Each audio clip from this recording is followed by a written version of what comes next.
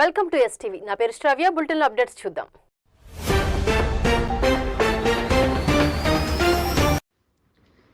Emmiganur చేనేతల cooperative సొసైటీని ఆప్కోలో విలీనం చేయాలని ప్రభుత్వ యత్నాలను అడ్డుకుందామని పార్లమెంట్ మాజీ సభ్యురాలు బుట్టా రేణుక పిలుపునిస్తున్నారు. సొసైటీ సర్వసభ్య సమావేశానికి హాజరై నిరసన తెలిపేందుకు సహకరించాలని కోరుతున్నారు. అందరికీ నమస్కారం.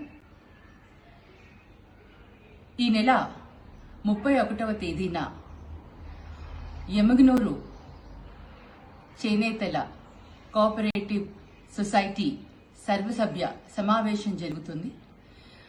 ఆ సమావేశంలో మన సొసైటీని ఆప్కోలో విలీనం చేయాలని ఒక ఉద్దేశపూర్వకమైన ప్రయత్నాలు జరుగుతున్నాయి. మనందరికీ ఎమ్మిగనూరుకి, ముఖ్యంగా ఎమ్మిగనూరు చేనేతలకు అందరికీ కూడా పితామహుడైన శ్రీ పద్మశ్రీ మాచాని సోమప్ప గారు స్థాపించిన ఎమ్మిగనూరు చేనేత కోఆపరేటివ్ సొసైటీని కాపాడుకోవాల్సిన బాధ్యత మనందరికీ ఉంది. ఆయన గుర్తుగా ఉన్న ఆ సొసైటీని ఆప్కోలో విలీనం చేయకుండా ఉండేందుకు ప్రతి ఒక్కరూ కూడా సహకరించాలని ప్రజా సంఘాలు, ప్రజలు, ఎమ్మిగనూరు వాసులందరూ కూడా పార్టీలకు అతీతంగా ఈరోజు ముందుకు వచ్చి సొసైటీని కాపాడుకునేందుకు ప్రతి ఒక్కరి మద్దతును తెలపాలని ప్రతి ఒక్కరిని కూడా ప్రార్థిస్తున్నాను. 31వ తేదీ జరిగే ఈ సమావేశాల్లో మటుకు ఆప్కోలో విలీనం కాకుండా మీ అందరి మద్దతుని ఇస్తారని ఆశిస్తూ, కోరుకుంటూ, ఎప్పటికీ కూడా మాచాని సోమప్ప గారి పేరు చిరస్థాయిగా ఉండేలాగా ఆ సొసైటీని మనం గుర్తుగా మనందరం కూడా కష్టపడి దాన్ని కాపాడుకోవాలని మీ అందరికీ కూడా విజ్ఞప్తి చేస్తున్నాను. Thank you.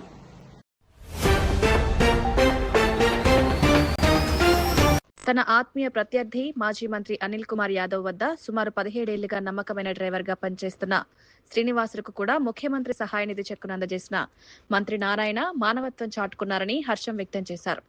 పేదరికాన్ని ప్రమాణికంగా తీసుకుని కులం, రాజకీయాలకు అతీతంగా తమ ప్రభుత్వం పనిచేస్తోందన్నారు. మాజీ మంత్రి అనిల్ కుమార్ యాదవ్ దగ్గర గత 18 ఏళ్లుగా పనిచేస్తున్నారు. స్టిల్ ఈ రోజుకి అయినా కూటమి ప్రభుత్వం ఏ విధంగా పనిచేస్తుందని ఉదాహరణ ఇది. నారాయణ సార్ గారు పేదరికం కాడ ఎటువంటి ఇబ్బంది ఉండదు. CM relief fund Srinivasulu still ఈ రోజుకి పనిచేస్తాడు. ఆ విధంగా పనిచేస్తాడు నారాయణ సార్.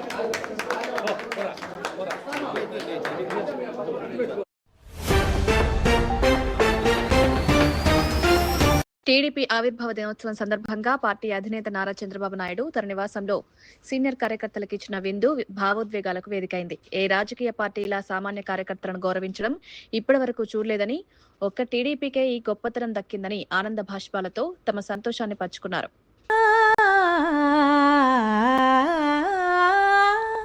నాలో వెలిగే దీపం నీ చిరునవ్వు చిందే రూపం, నిజం చెప్పవే పిల్ల ఎలాగుంది వేళ, నీకెలాగుంది వేళ, ఏది చూసినా ఏమి చేసినా ఏదోగా ఉంది, ఏమి చెప్పనే పిల్ల భలేగుంది వేళ, ఆహా భలేగుంది వేళ, ఇన్నాళ్ళు ఈ వలపే మాయే, నీ కన్నుల్లో ఈ మెరుపే కరువాయే, తరరరరరా, ఇన్నాళ్ళు ఈ వలపే మాయే, నీ కన్నుల్లో ఈ మెరుపే కరువాయే, ఇన్నాళ్ళు నీ హొయలో చూశాను, నా ఎదలోనే పదిలంగా దాచాను వేచాను, ఓ చామంతి ఏమిటే వింత, ఏ చిన్నవానికి కలిగనేల గిలిగింత లేని పులకింత, ఓహో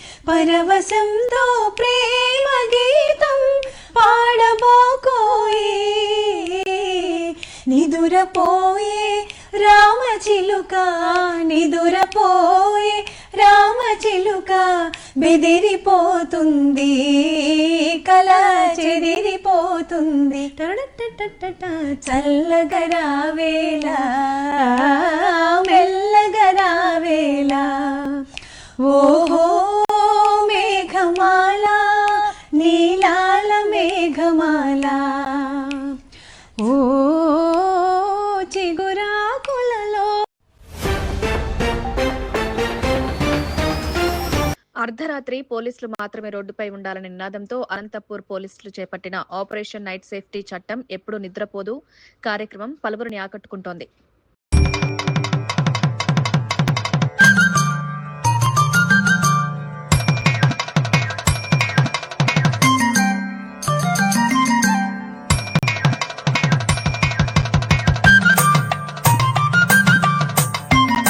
మంది పోలీసులు ఈ విధంగా వస్తున్నాం కదా, మీరేమంటారు అనంతపురం జిల్లా ప్రజానికానికి?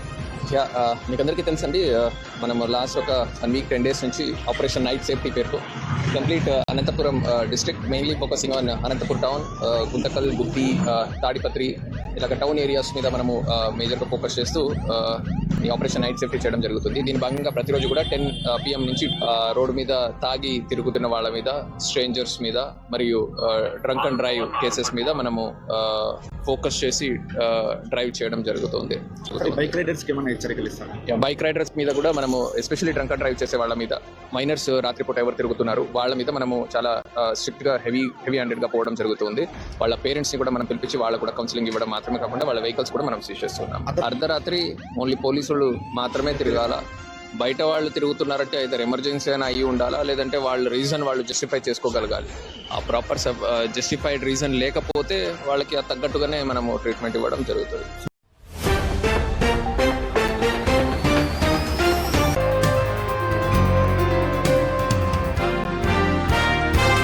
తెలంగాణ అసెంబ్లీలో కౌశిక్ రెడ్డికి యశస్విని రెడ్డి ఇచ్చే కౌంటర్ నాన్ స్టాప్ పంచ్లతో అసెంబ్లీలో హాట్ టాపిక్ గా మారింది.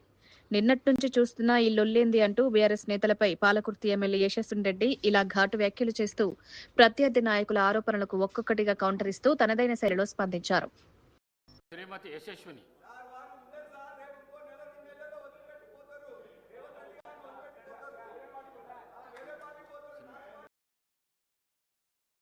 ధన్యవాదాలు అధ్యక్ష.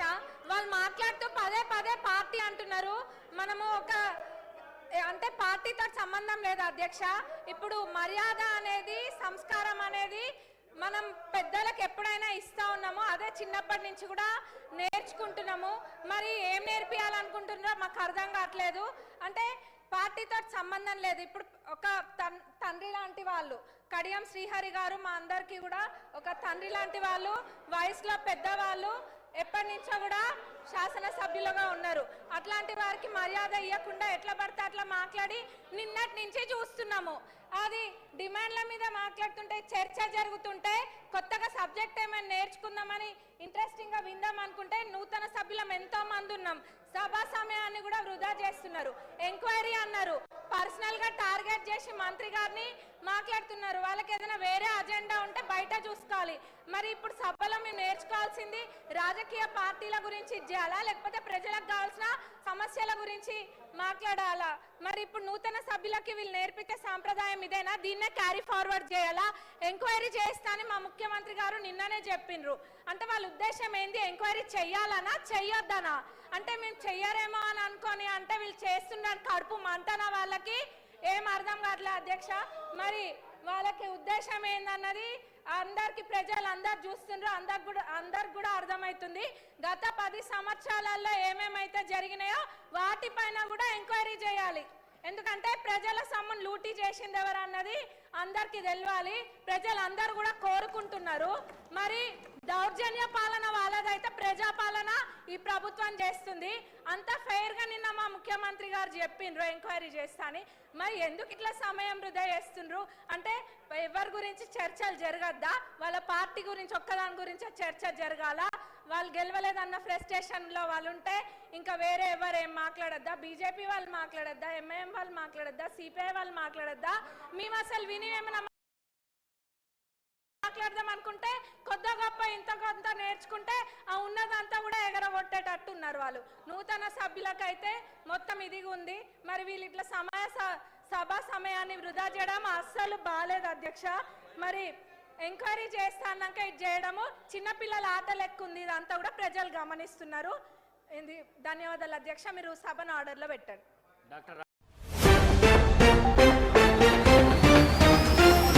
తెలంగాణలోని నిర్మల్లో 2 బాలికలకు గంజాయి మత్తు కలిపి మత్తిచ్చి అత్యాచారం చేసిన ఘటన చోటు చేసుకుంది. అత్యాచారానికి గురైన బాలికలకు సఖీ కేంద్రానికి తరలించారు. సమాచారం అందుకున్న బాధిత కుటుంబ సభ్యులు నిందితులను అరెస్ట్ చేయాలని కోరుతూ ఆందోళన చేపట్టారు. పరారీలో ఉన్న నిందితుల కోసం పోలీసులు గాలిస్తున్నారు. అవాంఛనీయ ఘటనలు జరగకుండా పట్టణంలో భారీ పోలీస్ బందోబస్తు ఏర్పాటు చేశారు.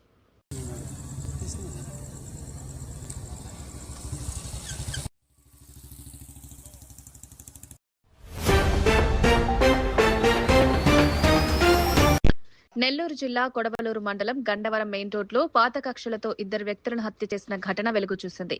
పెద్ద పుత్తడకు చెందిన వెంకటేష్, సంగం మండలం వెంగరెడ్డిపాలెంకు చెందిన కొప్పాల బాల వెంకటయ్యను ప్రత్యర్థులు దారి కాచి కత్తులతో దాడి చేసి హత్య చేశారు. వ్యవసాయ పనుల నిమిత్తం గడ్డి మిషన్ కు డీజిల్ తీసుకుని వెళ్తుండగా దాడి చేసి హత్య చేశారని సంఘటనా స్థలానికి చేరుకుని విచారిస్తున్న పోలీసులు తెలిపారు.